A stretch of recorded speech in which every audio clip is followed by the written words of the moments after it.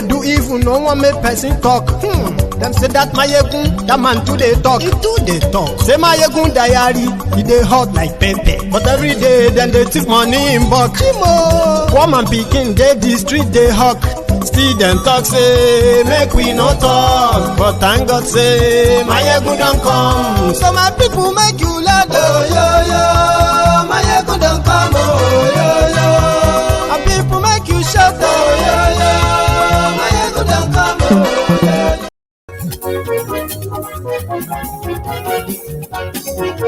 Hello there.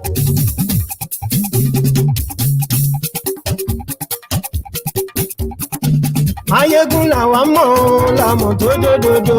Mayegun diary, Mayegun number one. Mayegun làwa mọ̀. Good morning to you, good afternoon to you, and good evening to you from wherever you are watching from. This is Mayegun live.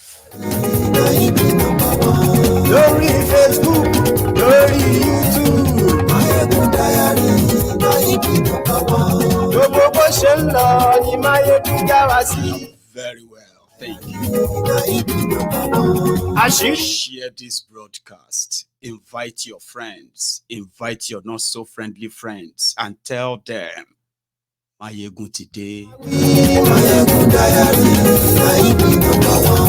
Ó sì tún ṣe eré wàá gbọ́ níbẹ̀ o. People will fight Abacha Mayegun number one. because of human rights abuses. Politico, Mayegun diary, They are now in power. Godfatherism, kò sí lọ́rọ̀ mọ́. Abacha Pro Max or Pro Max. Fake progressives. Gbọ́rọ̀ lẹ́nu o. Read the caption of the broadcast. Read the description as well. Share the broadcast at least before you sit back. Mayegun number one.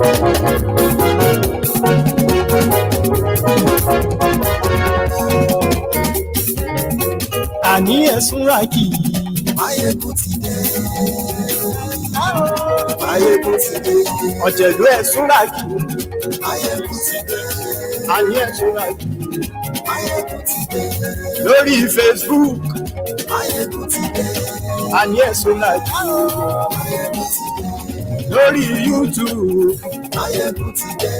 àní ẹ̀sùn. Tinubu is going after those they considered as Nigeria enemies for talking about his criminal past, his criminal present, and his possible destructive future is coming back to fight now.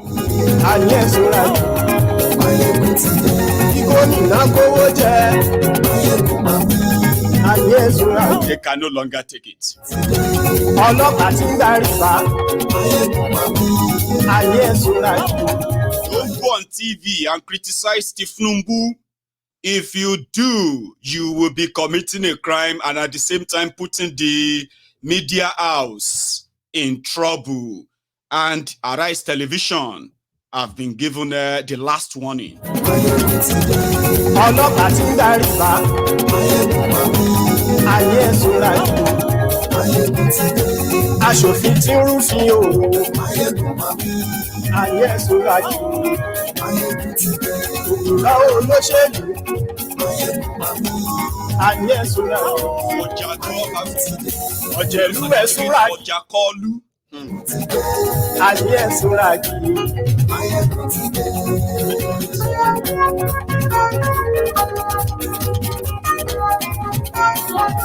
Mayegun ti dé. Mo ti dé o. So good morning to you once again. Good afternoon to you.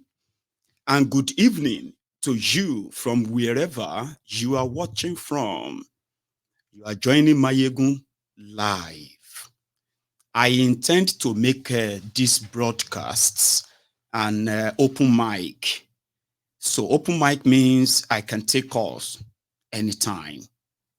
But just to get us into it, it's ideal to give you this update.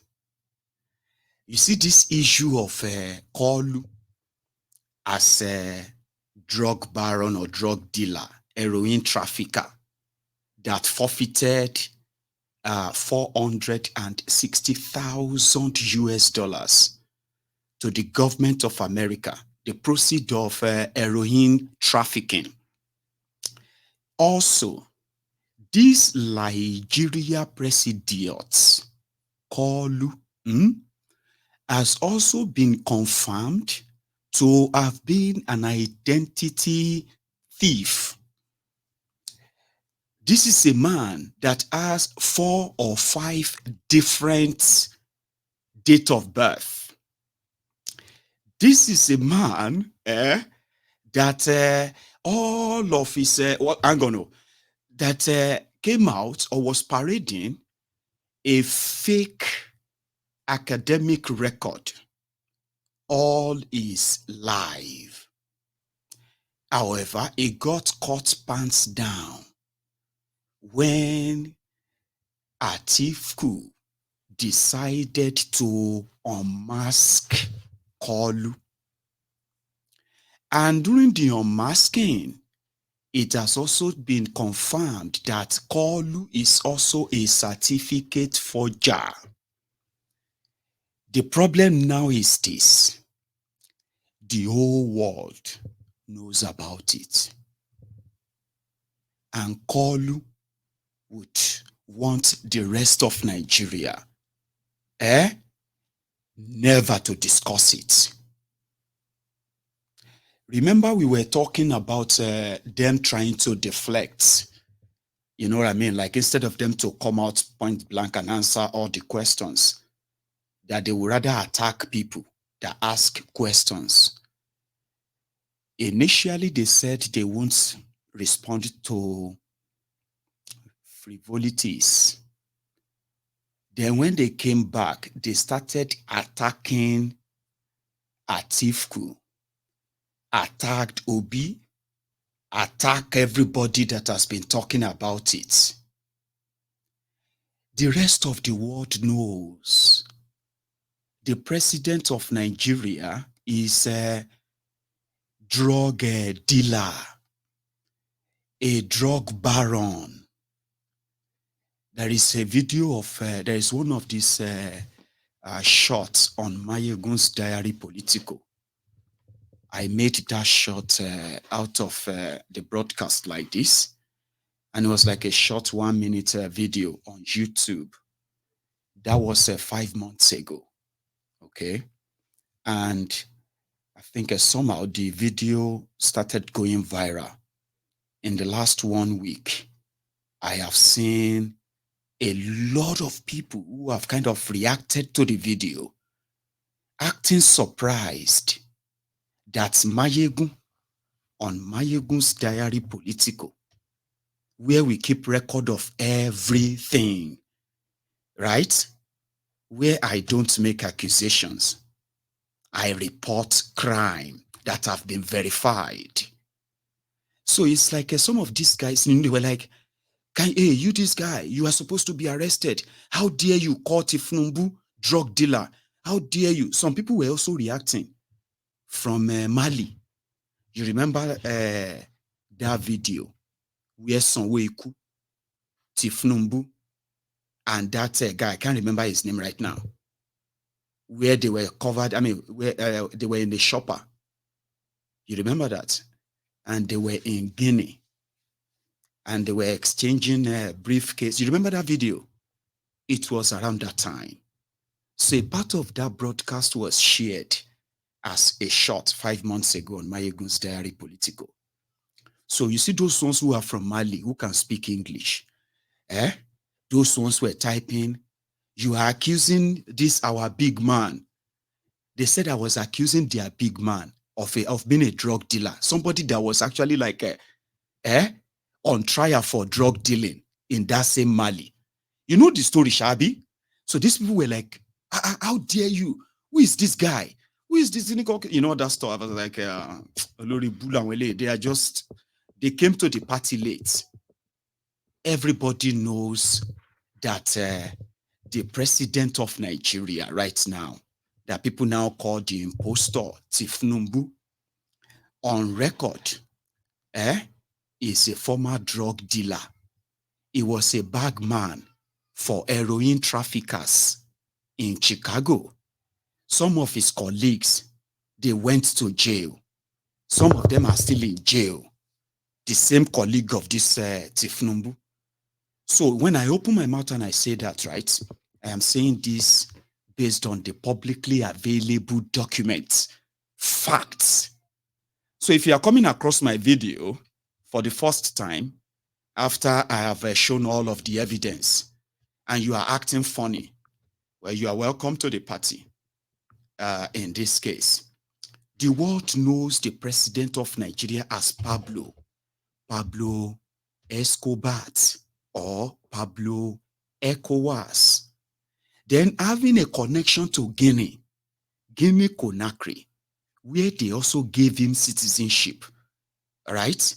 And the history of Guinea Conakry, I'm talking about the history of drug trafficking. Guinea Conakry is famously known as the drug hub of West Africa. So when you have your own president in a country that is exposed to have forfeited money when he was in the US as a bagman, accountant for drug traffickers, right? Then he managed to escape to Nigeria, join politics as a cover-up.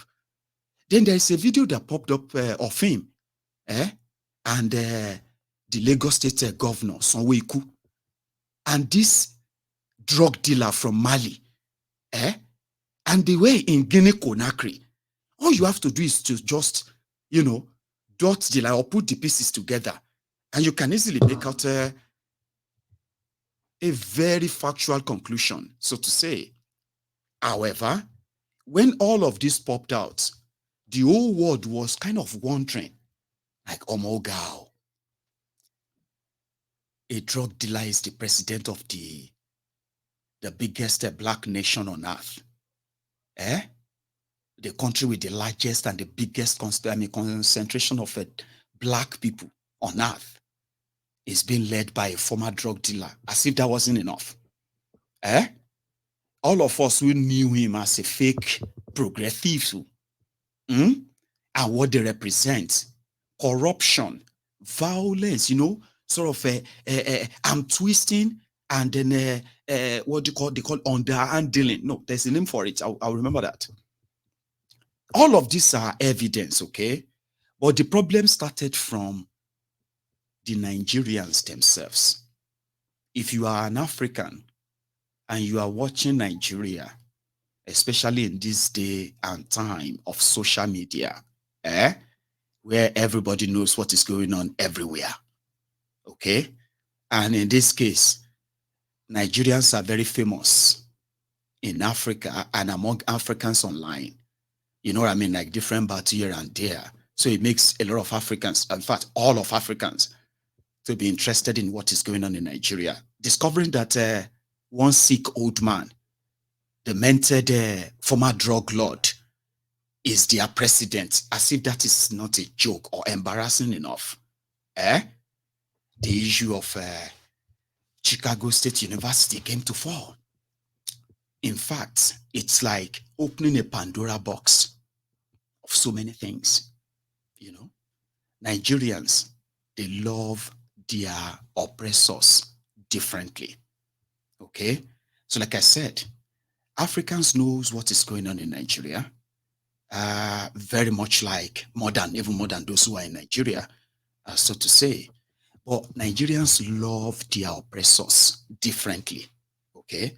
That's why you will see all of these criminals. They still have those who are kind of standing up for them, trying to, intimidate, blackmail, or gaslight anybody. And you'll be wondering, at this one, majority of them are not paid though, but they are kind of hopeful that their effort will be kind of acknowledged at a point, where they will be rewarded. Okay, so Nigerians love their oppressors differently. So the embarrassment of him being a drug lord and the evidence towards that was rejected by the Presidential Election Petition Tribunal. The whole of Africa also saw that. I mean, the joke, in fact, hang on, let's take 2 steps back a bit. Tinubu turned Nigerians into big joke the day it was announced as the president-elect. The rest of Africa expected young Nigerians, okay, to take to the streets. In fact, the impression that the young Nigerians, especially the obedient, gave the rest of Africa at the time, it was so massive that they got the attention of not just Africa or Africans, so the rest of the world. So when Tinubu was announced, and the rest of Africa didn't see anything, no reaction, no nothing. They started mocking Nigerians online. It was a big joke. That was the first African and international disgrace upon Nigerians. But they kept monitoring. Then you start hearing some of African countries or some of these Africans from other African countries. They were kind of repeating what they have also got themselves attuned into, like the judiciary, all eyes on judiciary. Some of the Africans were saying that too. Maybe judiciary will save all of you, or else you are done for. You are such a big disappointment. All of you are such a, that is to the Africans. So then when they presented evidence before the judiciary and the judiciary said the evidence were not presented properly, so they won't look at them. And therefore, bam, they thrown out all of the petitions. Right? The joke sort of kind of escalated. Remember, it was about being drug forfeiting money, drug running, bagman, and all that. Then Atiku started his own case. The case to unmask the masquerade, the face behind the masquerade. Now, this particular one, or before this one, Kolu has been to 3 different international, apart from Africa, international engagements. The whole 3, it was ignored. Are you with me? They said Tinubu, Joe Biden, and other world leaders, they were going to meet with Tinubu on the sideline of the United Nations General Assembly in New York. But when Kolu got there, the rest of all these world leaders, they sidelined him. They ignored him. It was a shame. Seriously. But you cannot really shame the shameless. The shame of Nigeria, which has become kind of almost permanent now, started from this Bukwari as well. When it got to this Kolu's time, it was so quick. At least the rest of the world were kind of hopeful on the emergence of Bukwari as your president, until they discovered that he was complete pangolo, empty barrel, an incompetent, corrupt rogue. And they just left you to your own wahala. Okay?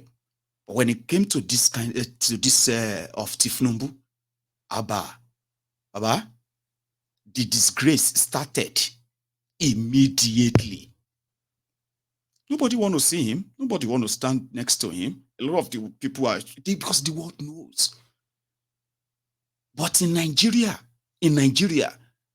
Tinubu and his progressives, supposed progressives, they are doing everything to ensure that what the rest of the world knows must be called fake news to the rest of Nigeria. Nigeria will end up being isolated worse than you can ever imagine. It's already happening.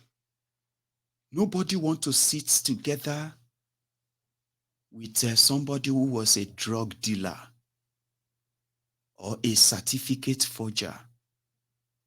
Because the discussion that they should be having in Nigeria right now is that how could they let somebody who forged his own certificate to run for office still be parading himself as your president? But if I am what I'm saying right now, there is a section of Nigerians that believe that I am just talking nonsense. And why is that? Because the likes of Tinubu and those who knows what this means if Tinubu finally crashed or collapsed, majority of them who build their lifestyle, their political survival, or their life survivor around this scheme, because it's a big scam. Okay? If Tinubu should crash, thousands of them will be destroyed immediately. So they decided that as long as they can control the avenue of information dissemination, then they can manage the problem. Usually you can call it a damage control. Instead of people to react to the crime that this guy has committed, they are developing their own theory. And they want their own theory to be what everyone will be repeating in Nigeria. Do you want me to tell you their theory? Their theory is that Chicago State University confirmed that there was a Bola A. Tinubu that attended their school. And that Bola A. Tinubu is the same Bola Ahmed Tinubu, the one in Nigeria. And because Chicago State University, like other universities in America, they don't value the diploma certificate. So when Tinubu requested for another one, Chicago State University told him to go and design it himself. That it is in Nigeria, you are the one who values certificates, who always want to place so much value on it. But in America, it is nothing. Go and design it yourself. And they said that is what enemies of Nigeria, because you know one thing APC introduced to Nigeria when they came in 8 years ago. Usually it was okay to criticize government. You know that? Yeah, it was okay before these criminals came. I mean, everybody could criticize anyone. And if any politicians feels like what you said about them is going to hurt them, they can set the police or DSS to arrest you and they will charge you for defamation, you know, that kind of a thing. But you'll still be able to say your mind. You know? Like you could speak out your mind and just say anything you want. But when these criminals came, it became something that if you criticize them, you are called enemy of Nigeria. This is the theory. Okay? If you don't like what Tinubu or what Bokwari did, if you don't like how APC is governing Nigeria, if you don't like Tinubu, you are his enemy. And being Tinubu's enemy, you are enemy of Nigeria. Listen to this. If they told you that you would get student loan, okay, and then they increased your school fees, but you have no idea where you will get the student loan, and then you come out in anger as a student and you start expressing your anger, This government is a government of devil. This government is so heartless. This Tinubu, you Tinubu, now God go punish Tinubu because now Tinubu brought this upon us. Now the moment you start saying that in APC constitution, you have declared yourself as enemy of Tinubu and enemy of Nigeria. Right by saying that alone, complaining about your education and saying all of that, you are either going to get shot or you're going to get jailed. In APC theory, if Fulani terrorists invade your village and they kill innocent people, and in that rage and anger, you turn on the camera and you face the camera and you said, see what this government is doing. They cannot keep us safe. They cannot protect us. They cannot, all of that. God, we pray unto you to destroy this government and destroy these people who have destroyed our villages and all of that. In that rage, as a citizen in what do you call it? In laws, you have automatically declared yourself as enemy of the country. That is the theory of APC. And in that regard, they will charge you for treason, an attempt to overthrow the government. It is so easy. That is it. Okay? That is what Nigeria has become under these criminals. If you show them the evidence of their crimes, they will charge you for stealing the evidence to show them, because they did not authorize the evidence. They did not give you the evidence to prosecute them. It is called technicalities in Nigeria courts when these criminals came on. And since then, if you criticize APC government, you are calling yourself enemy of Nigeria, okay? Not a critic of a failing, destructive group of criminals. APC. So now that we all have to share the pain of coming from Nigeria and of Tinubu being their president, an impostor, a certificate forger, leading a country of 200 million people, and they dare not do him. So the media in Nigeria, for those who are ready to play balls, they have no problem. See no evil, say no evil. They are not interested in any sort of real investigation to educate or alert the citizens. They can't share truthful information. They can't debate critically. They can't probe.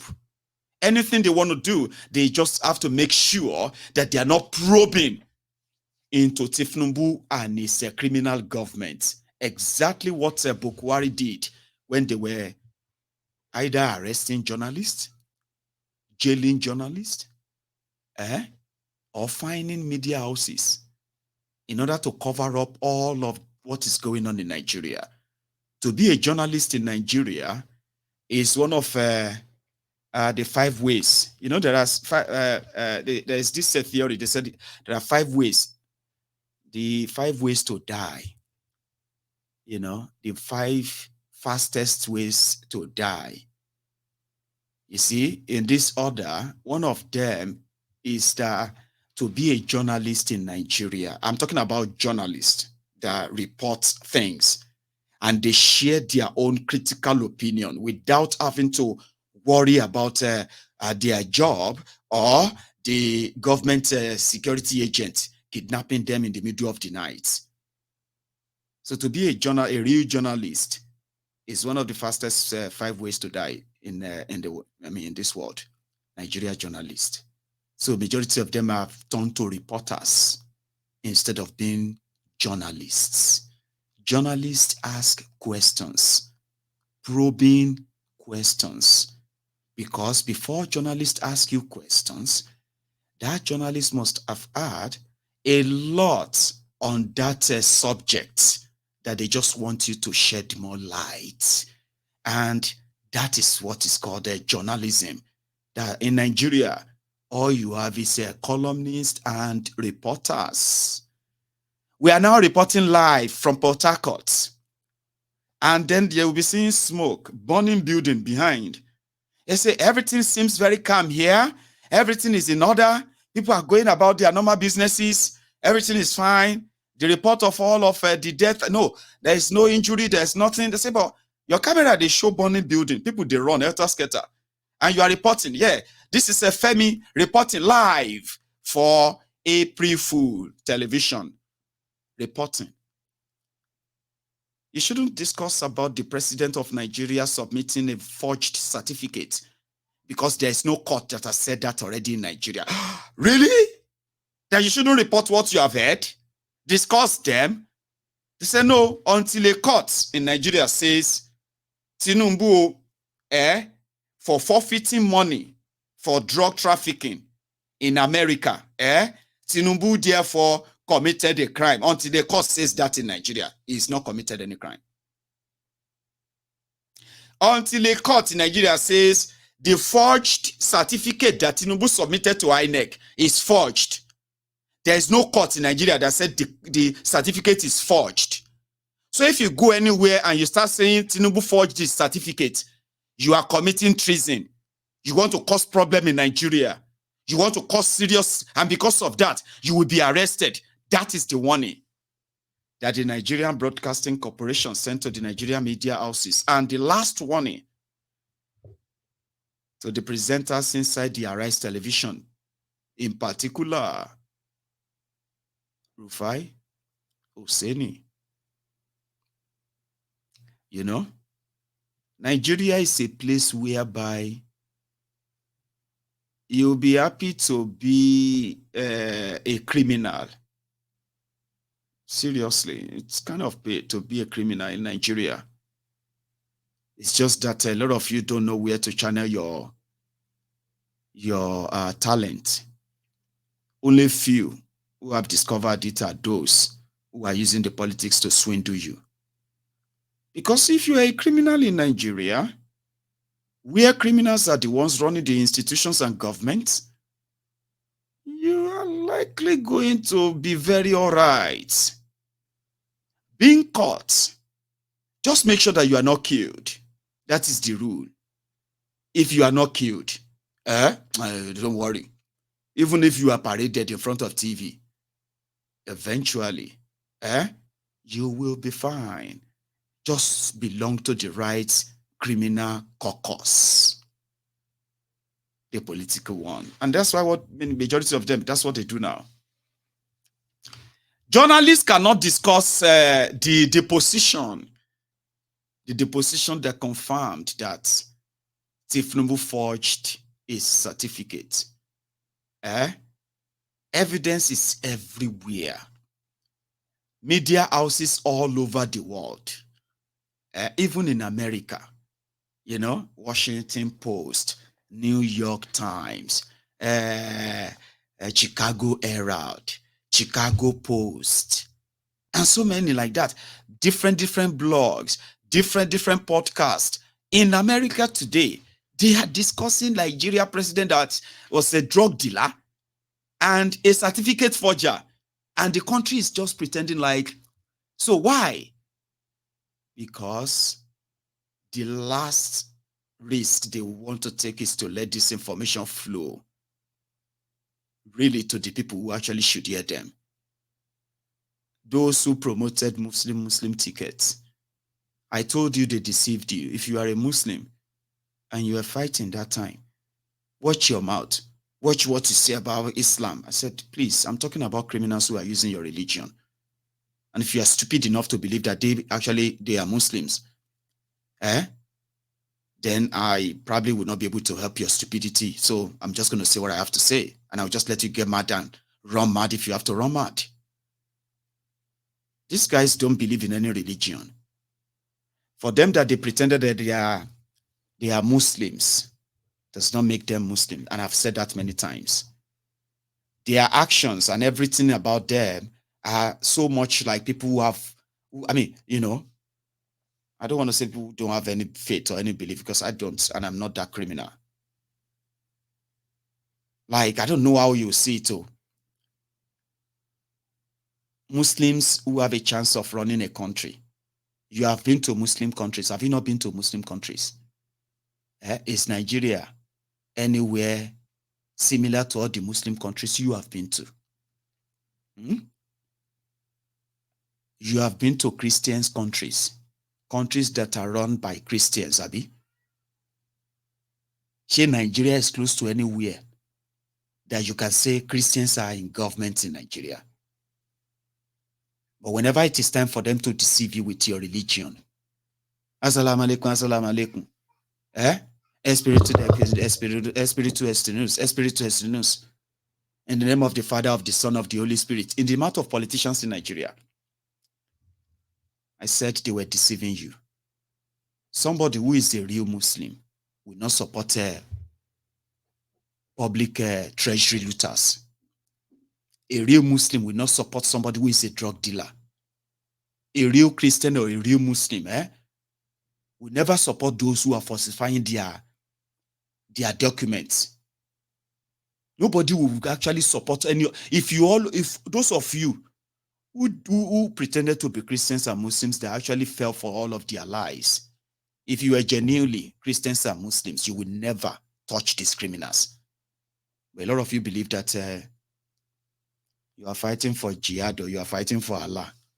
And you're defender of Allah, Attorney General of heaven and hell, Chief Justice of hell, Chief Justice of heaven. People where they write the list of those where they go heaven, where they go hell. But they are living in hell themselves. Remember that. So all of you, where they say you be righteous Muslims, how do you feel now?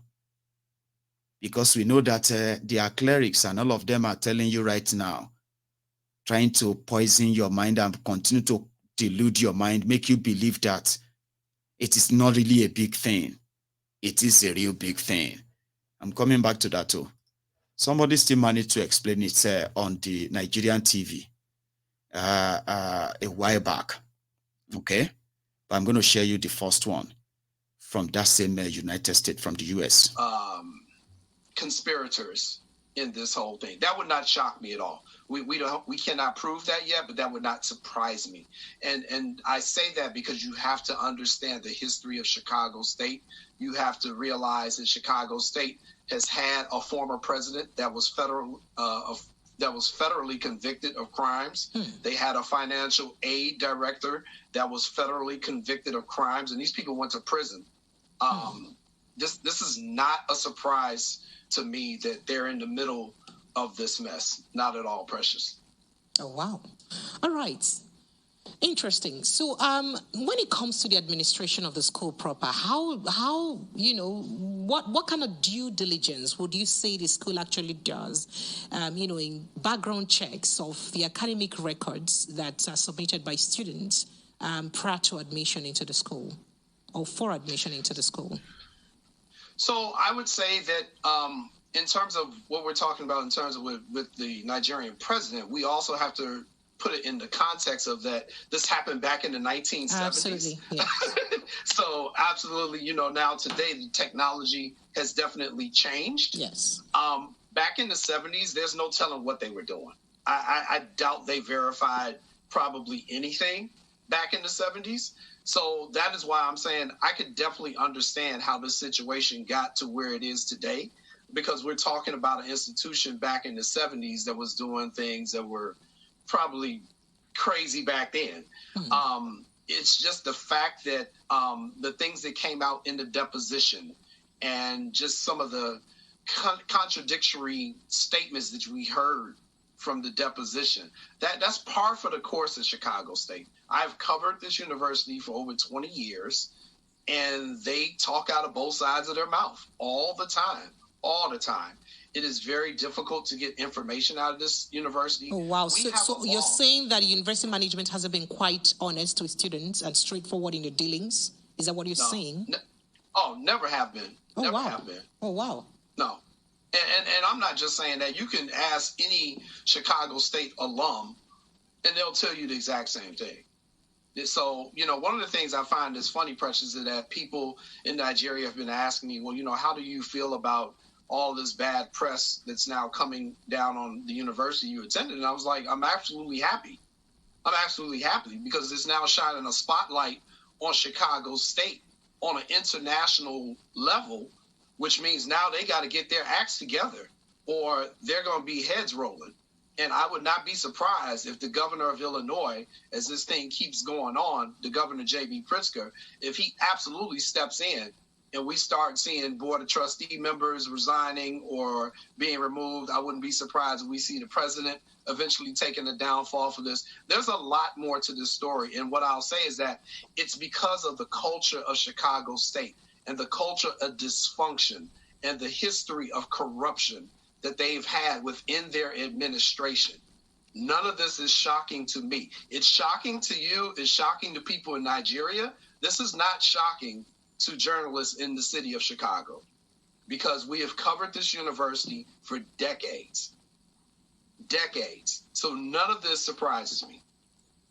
Oh, my goodness. All right. So you've said quite a lot, and I'm trying to take most of the things that you've said in.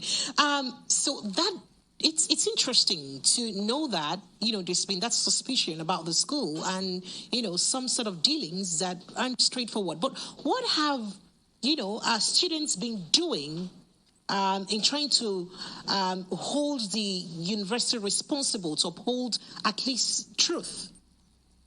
That's an excellent question. I'm glad you asked that. Thank you for asking that, Precious. Thank you. Chicago State University, when I was a student there in the late 90s, we had a student population, I'd say probably 8,000.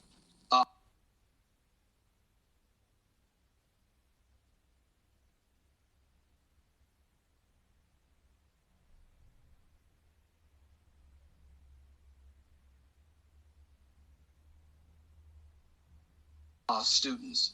The current student population in Chicago State is maybe 1,000, maybe. And this is because of what has been happening over all these years. Their enrollment has just plummeted. It's gotten to the point where a few years ago, they were actually considering closing the university. The university is also financially strapped.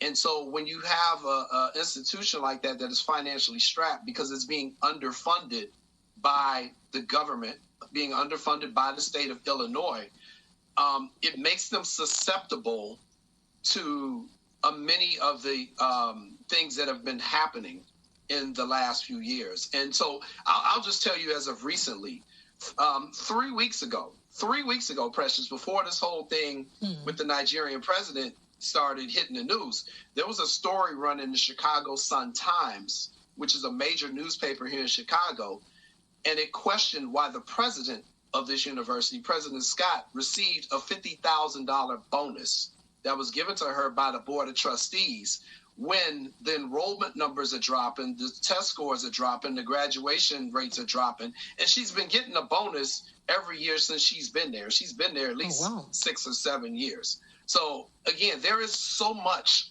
about this. The professors at Chicago State University were on strike like 6 months ago. Back in the spring, they were on strike. It's a long story, isn't it? Yes, that's Jay Coyden. I think you remember that guy who wrote, that blogger who wrote his own report when he saw the certificate that President of Nigeria, Tinubu, presented to INEC, and he said he just started laughing.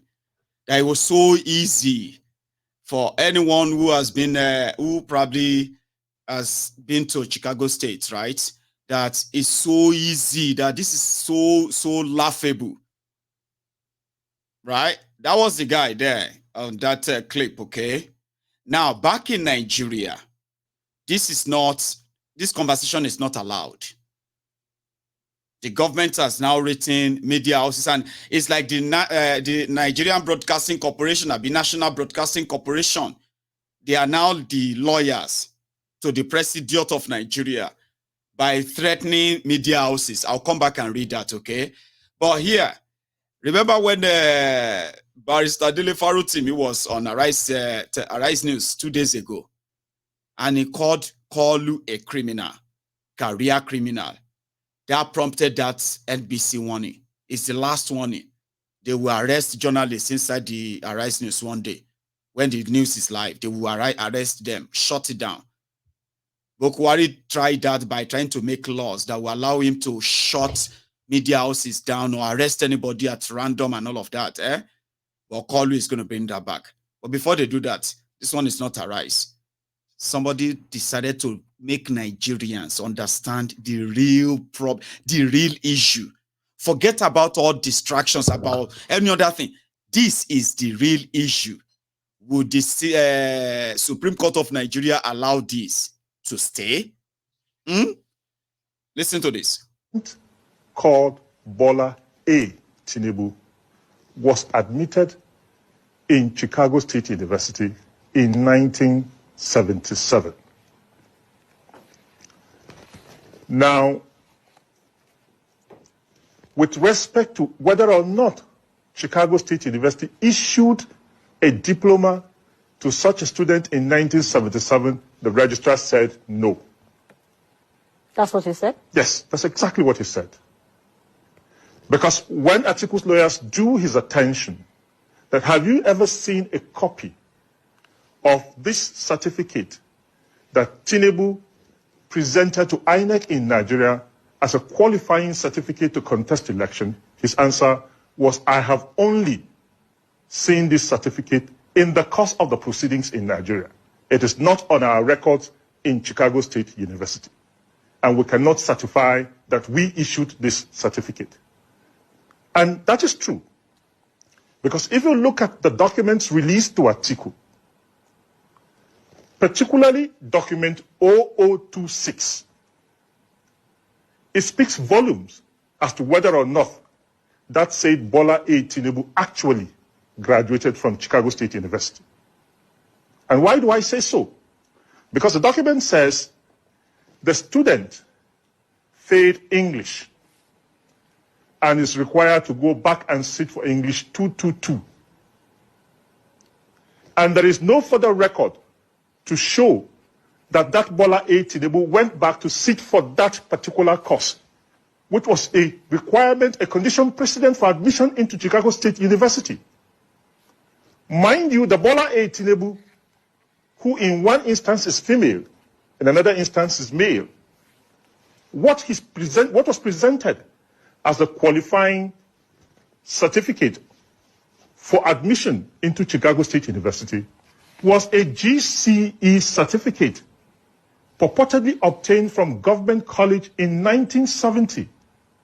And Government College Lagos, which is supposed to be the issuer of that same certificate, was not in existence up until 1974. And if you look at the subjects that are contained on the GCE certificate, it was physics, chemistry, and biology.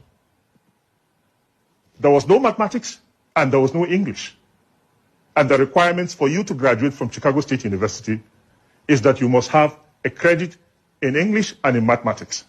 So if you look at the deposition documents, particularly document 0017, document 0026, document 0027, document 0028, document 0029, and document 0032. They speak volume about the said Bola A. Tinubu, who was supposed to have been a student of Chicago State University, but who never qualified to be issued a certificate because he never graduated from the university. It is possible for a student to go to a school because education is a process. Now, you get admitted, you undertake lectures, you write exams, you do for higher education, you do something like maybe a long essay or a project or a thesis or a dissertation. Upon the completion of all of this, if you have passed every subject, then you're issued with a certificate evidencing the fact that you were a graduate of this university. Do they issue certificates? Or because what I learned is that the certificate is always issued once. And no, whatever you ask for, upon graduation, but you when are issued with a certificate. Now, in 1979, no certificate was issued at to that any time. Bola A. Tinubu. No certificate. That's what the registrar says. That's what they said. No certificate was issued. And But if you look the at the type of registrar, certificate, sorry, please, yes. Let me ask this. The registrar admitted that Bola Tinubu attended the school.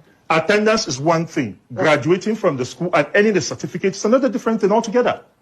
Education through the university or through that is a process. It's not an event. You can be admitted to ABU Zaria today for a 4-year program course. You can do up to the 3rd year. You can do even up to the 4th year. Now, if you have carryovers, you are required to go back and remedy those carryovers. Now, in this case, it was not even carryover per se within the university. There were deficiencies in the entry qualification which were detected by the Chicago State University, which the student Bola A. Tinubu, whoever he was or she was directed to go back. If you look at that deposition document 0026, if you want, I can read exactly what document 0026 said. And I'll put it to say, you have not passed the English qualifying exam, and the credits that you have previously earned in composition will not be recorded on your transcript until you have passed the examination. You should enroll in English 222. A passing score on English qualifying examination has been required prior to admission into any major or professional program for students admitted into the university as of September 1975. That particular precedent was not fulfilled by that candidate. So no certificate was issued. And that's exactly what the registrar said. So any correlation, any interpretation that is different from what is on the records of the proceedings in the Chicago court is not what is available on record that to be used as evidence in court. So that's the correct interpretation. That certificate wasn't issued. And if you look at, there are several other errors on the certificate, which I need not point out. These things have been in the public domain. But this particular one, it's important that this point is made. Because it is not even the attendance of the university that Atiku is before the presidential election petition, or was before the presidential election petition tribunal, or is appealing to the Supreme Court. Atiku is appealing to the Supreme Court on the basis of the provisions of Section 137, subsection 1J, and Section 134, subsection 1 of the Electoral Act. The earlier reference refers to the Constitution of the Federal Republic of Nigeria, which says that no candidate shall be qualified to contest for election as a president of the Federal Republic of Nigeria if such a candidate has presented a forged certificate to the Independent National Electoral Commission. So it is not a question of attendance. Granted, Bola A. Tinubu attended Chicago State University. The question is the certificate that Bola Ahmed Tinubu, the President of the Federal Republic of Nigeria today, as it is, presented to INEC to contest for the 2023 general election, was it a valid certificate issued by the Chicago State University? The registrar has said no. We are not aware. So where are the information that we are getting that the registrar gave it a pass that what Bola Ahmed Tinubu submitted to INEC is actually coming from their school? Ijoma, the depositions in court in Chicago are available everywhere. These documents have been certified. They have been published.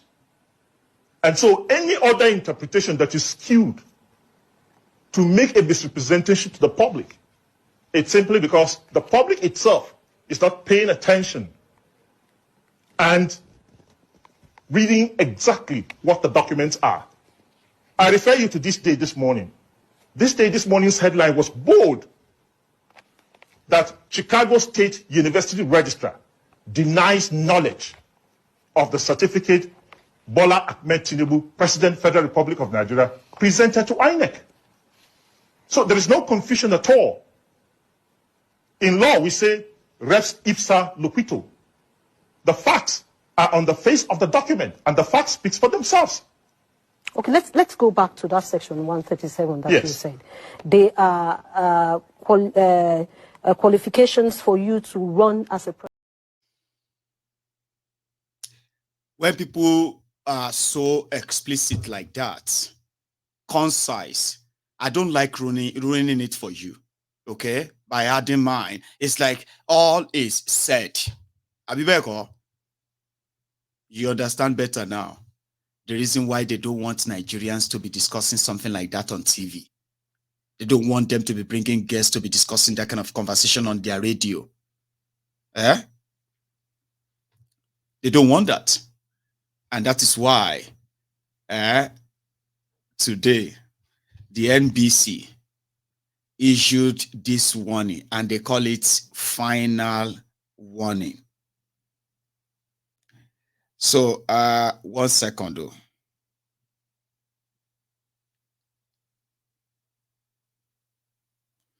Right.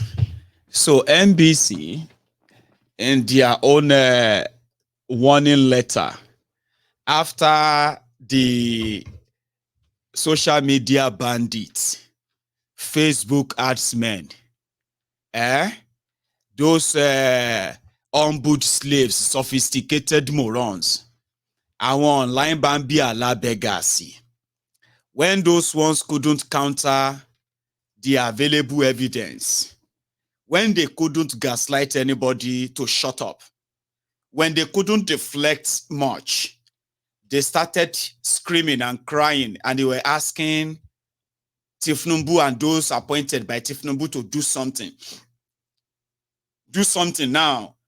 All these media houses that are complete, that they are telling people all this truth, you need to stop them before they destroy Tinubu's government. So 24 hours after that, NBC sent this out. I'll see if I can read them. Sorry, guys, I have to read it, okay? They said the preponderance of derogatory and incendiary remark. Derogatory is to call somebody who is a criminal. Abi? So NBC now wrote to the DG of, what do you call it? Arise Global Media Limited. The National Broadcasting Commission has observed with concern the preponderance of incendiary remarks allowed on Arise News. This letter once again seeks to underscore the tremendous responsibility put on the broadcaster to manage array of guests that may feature on the station from time to time.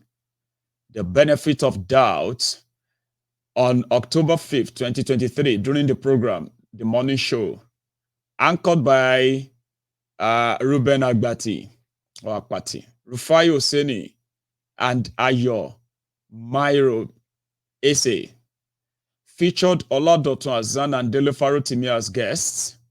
The program contained unguided incendiary remarks by Delefaro Timi against the legislature, executive, judiciary, and Mr. President Bola Ahmed Tinubu. Delefaro Timi, while responding to Dr. Agbati's question, remarked that the person who owed the highest office of the land is a career criminal. Showa paroni. Chironi dele pani. Nalai. On October 6, 2023, during the program Newsday feature, Kenneth Okonkwo, spokesperson for Labour Party,